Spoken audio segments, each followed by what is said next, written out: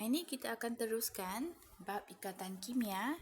Sebelum kita masuk kepada ikatan datif, saya akan terang dulu latihan uji kendiri 5.4. Inilah latihan kita yang pertama. Terangkan maksud ikatan hidrogen. Ikatan hidrogen adalah daya tarikan, bukan ikatan, antara atom hidrogen yang mempunyai ikatan dengan satu atom yang tinggi keelektronegatifan menyebabkan molekul ini berpolar. Jadi hidrogen ini dia akan senang terikat lagi dengan satu atom yang keelektronegatifan dia tinggi seperti nitrogen, oksigen dan fluorine daripada molekul yang lain. Itulah ikatan hidrogen. Yang kedua, pada suhu bilik hidrogen fluorida. Fluorida ni salah spelling ya, sorry. Fluorida iaitu HF. Hidrogen fluorida wujud sebagai cecair. Kenapa? Kita nak terang berdasarkan ikatan hidrogen. So di sini ada dua yang kita kena terangkan. Yang pertamanya macam mana pembentukan ikatan hidrogen. Yang kedua, peranan ikatan hidrogen ini menyebabkan dia tetap wujud dalam bentuk cecair. So kita terangkan hidrogen fluorida sebenarnya merupakan molekul berpolar. Sebab H dengan F. Hidrogen dalam molekul mempunyai ketempatan elektron yang rendah. Jadi dia cenderung ditarik oleh atom fluorida yang mempunyai ketempatan elektron yang tinggi dari molekul lain. Jadi satu daya tarikan wujud antara H dia dengan F dari molekul yang lain. Jadi ini adalah hasil pembentukan satu ikatan hidrogen yang kuat. Jadi dalam suhu bilik 25 darjah, dia tak mampu, tak cukup kuat untuk mengatasi dua jenis intermolekul, daya tarikan intermolekul bagi molekul hidrogen fluorida. Satunya van der Waals, satunya ikatan hidrogen yang kuat. Jadi dalam suhu bilik ini hidrogen fluorida tetap wujud dalam bentuk cecair.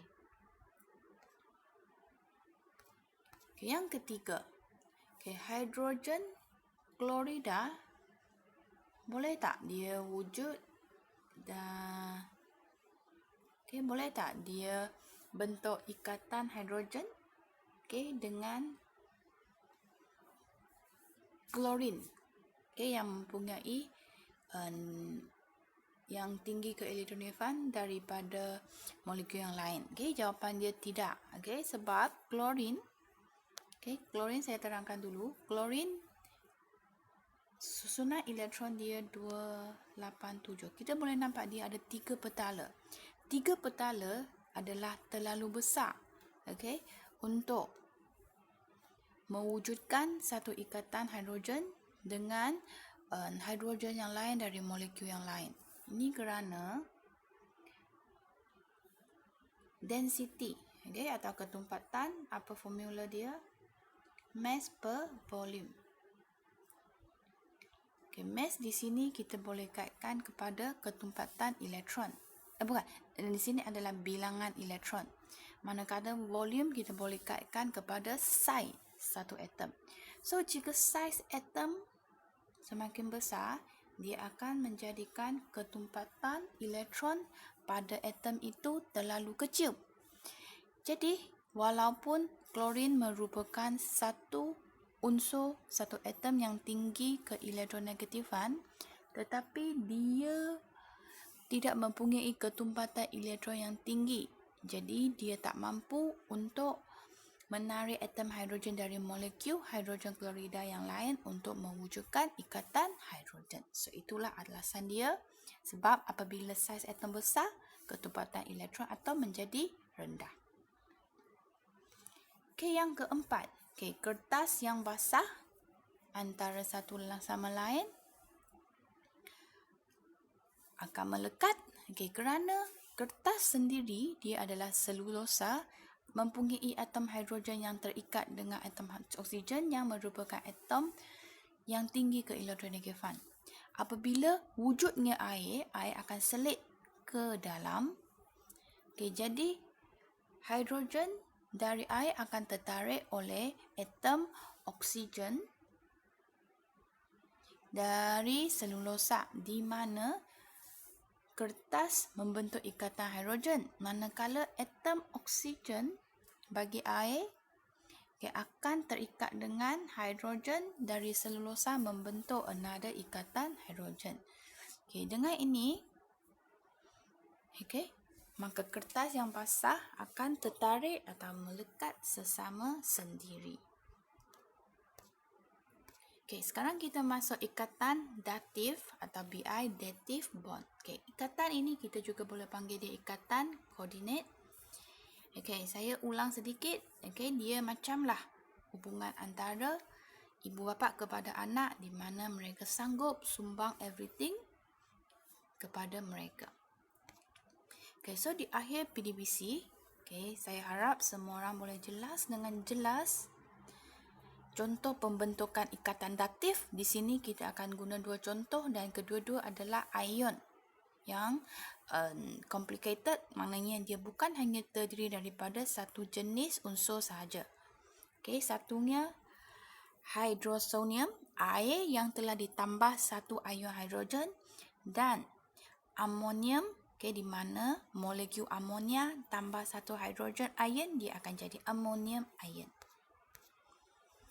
Kita tengok dulu definisi ikatan datif. Dia adalah ikatan. Lain dengan ikatan hidrogen sebelum ini, dia adalah daya tarikan. Ikatan datif memang ikatan di mana pasangan elektron yang dikongsi berasal daripada satu atom sahaja.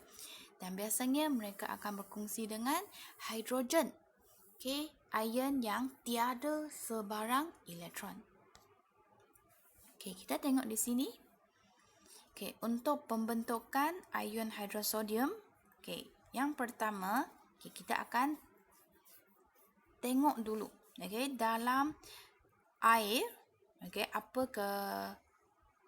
apa ciri-ciri dalam air. Air ada oksigen dan oksigen atom dan hidrogen atom. So di sini, apabila hidrogen atom dan oksigen atom sudah dalam bentuk molekul, mereka sudah mencapai susunan elektron yang stabil. Manakala ciri-ciri untuk ion hidrogen pula, dia tiada mempunyai elektron dalam petala. Jadi di sini, kalau kita tengok air, kita tengok air, tengok oksigen dia ada 4 lagi elektron yang terbebas. Jadi dia bebas untuk berkongsi dengan ion-ion lain. Jadi di sini dia akan dikongsi dengan ion hidrogen membentuk ikatan datif. Jadi semasa kita lukiskan, dia akan macam ni lah. Dan hasil yang terbentuk adalah satu ion. Jadi sekarang kita kena lukis satu kolom yang besar dan tulis positive charge di atas. Dan kita kena terang hasil kita. Setelah sudah menjadi satu ion yang complicated, dia telah pun mencapai susunan elektron octet dan duplet yang stabil juga. Seperti sebelum ini. Ini yang BI. Same to BM. So first step, we have to explain the properties, the electron arrangement of hydrogen atom and oxygen atom in molecule of water. And then we explain about the property of hydrogen ion, where hydrogen ion does not have any electrons. So we see the lone pair of electrons that are not involved in covalent bond. How many of it? 4. Or we can say it is held 2 pair.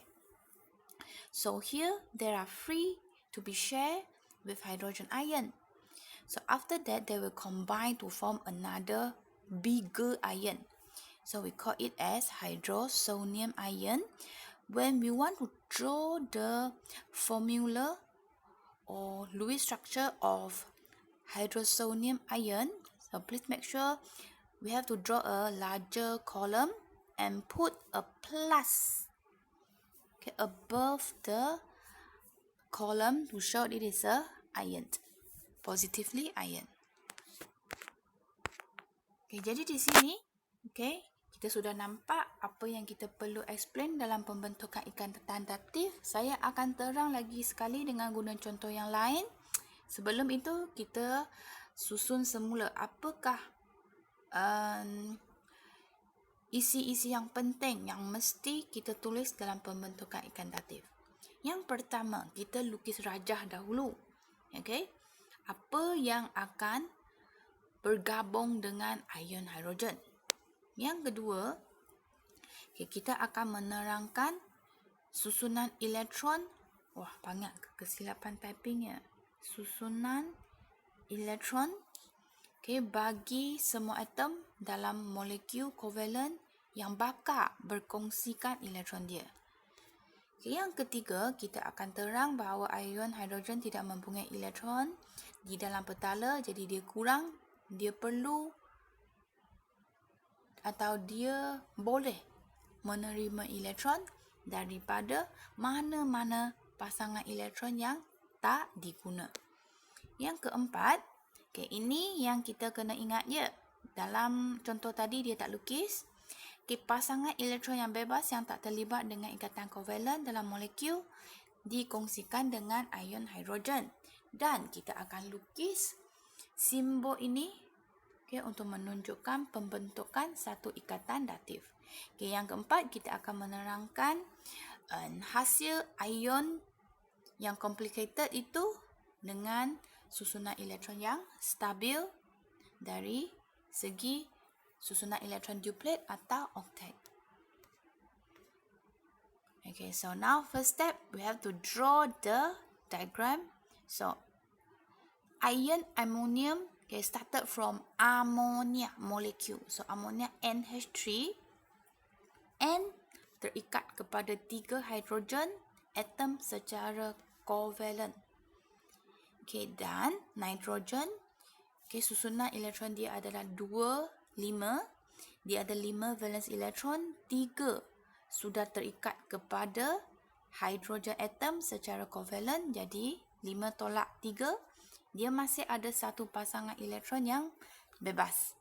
Jadi di sini dia akan cenderung atau bebas untuk berkongsikan elektron dia kepada hidrogen ion yang tiada sebarang elektron di dalam susunan elektronnya. Okey, dia akan derma. Jadi di sini apa yang terbentuk?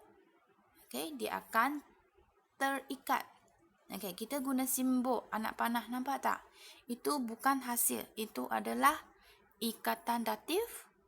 Okay, dan setelah bergabung dengan hidrogen ion, kini mereka sudah jadi satu ion complicated yang lebih besar, okay, dan mempunyai charge positif. Okay. Okay, jangan lupa kita label ikatan datif. Okay, so explain. Okay, first we have to explain the electron arrangement for both. So, dalam molekul amonia, atom nitrogen mencapai susunan elektron oktet yang stabil dan atom hidrogen mencapai susunan elektron duplet yang stabil. Okay, yang kedua, kita terangkan sahajalah ion hidrogen tidak mempunyai elektron dalam petalanya. Yang ketiga, okay, kita tengoklah pasangan elektron yang bebas dan dia akan berkongsi dengan ion hidrogen melalui pembentukan datif. Jadi kita boleh terangkan yang last. Dalam ion amonium, semua sudah capai susunan elektron duplet dan oktet yang stabil walaupun telah bergabung. Okay, kita teruskan kepada ikatan logam atau metallic bond. Okay, dia macam perpaduan antara semua kaum di mana ion logam itu dia membawa charge positif dan di sekelilingnya mesti ada banyak petala yang berisi elektron, dan petala yang berisi elektron ini sentiasa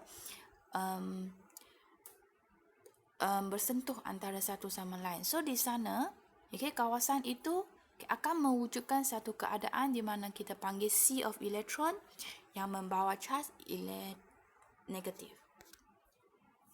Jadi saya harap setelah habis bahagian ini, kita bolehlah terangkan pembentukan ikatan logam. Dan di sini kita kena menakurkan ada sifat kekonduksian elektrik logam. Kenapa logam boleh kondak elektrik? So kita tengok dulu, atom logam tersusun secara rapat dan teratur dalam keadaan pepejal. Elektron valens atom boleh didermakan dengan mudah dan boleh dinyas setempatkan walaupun dalam keadaan pepejal. Apa maksud dinyas setempatkan? Di sini ada bermaksud elektron bebas bergerak dan tidak dimiliki oleh mana-mana atom atau ion. Ni yang berwarna merah ini. Nampak tak? Itu adalah ion-ion elektron-elektron yang dinyas setempatkan. Ion kita teruskan. Ion logam yang bercas positif terbentuk apabila elektron valens dinyas setempatkan. Semua elektron valens yang dinyas setempatkan boleh bergerak bebas di antara struktur logam dan membentuk sea of electron, larutan elektron. So wujudlah daya tarikan elektrostatik sebab kita ada sea of electron yang bercas negatif dan ion logam yang bercas positif. So ikatan ini, daya tarikan ini kita panggil ikatan logam.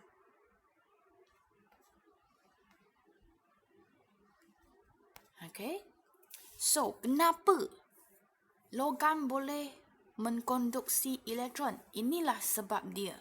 Apabila elektron pada atom logam dinyas setempatkan di dalam lautan elektron, logam dapat mengkonduksikan elektrik. Sebab elektron dia bergerak bebas. Jadi dia boleh membawa charge dari terminal negatif kepada positif seperti dalam rajah. So ini dalam BI, sama sahaja. We have to know what is the meaning of delocalized. Delocalized electron means electron that move freely and is not owned by any atom, no ion. So it's shown by the red color in the diagram here. All of it is the electron that have been delocalized. So why they can conduct electricity? Because the delocalized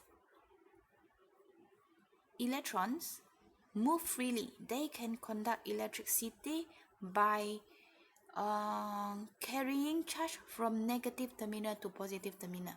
So very easily, that is their nature. They can conduct electricity because they have the sea of electron that are move freely. So kerja rumah untuk minggu ini, sila lengkapkan muka surat buku kerja 77, iaitu terangkan pembentukan ikatan datif dan jawab uji kendiri 56 buku teks 122. Apa maksud dengan elektron dinyas setempatkan? Bagaimana ikatan logam boleh terbentuk di dalam logam? Dan terangkan macam mana logam konduksikan elektrik. So itu sahaja.